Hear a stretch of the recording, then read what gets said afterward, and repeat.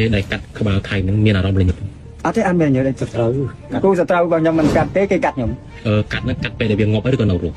បាញ់បាក់ជើងទៅបាញ់បាក់ជើងចងផ្លាសេកមកកាត់ទៅមានន័យពិបាកអស់ចាមែនទែនសម្រាប់សត្រូវយើងនិយាយថាអស់ចាបើចងដៃ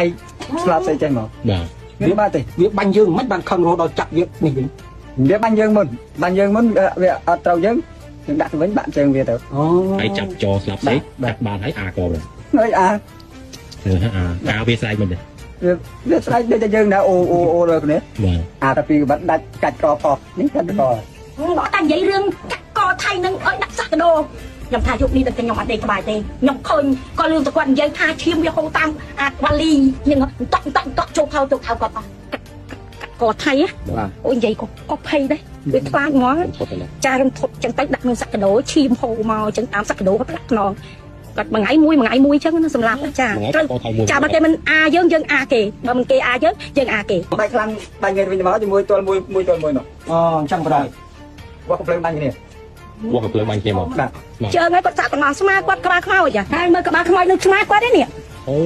បានទូទៀតហ្នឹងខ្លាំងជាងអីទៀតក្បាលខ្មោចក្បាលខ្មោចនេះធម្មតាទេស្អែកស្លាប់ពួកស្អែកស្លាប់យ៉ាជួបម្នាក់ទៀតបាត់ហើយកងអត្តឃាតអូដល់ស្ដាយណាស់តែគាត់ចាំមួយថ្ងៃរស់មួយថ្ងៃស្លាប់អត់ទេបាទ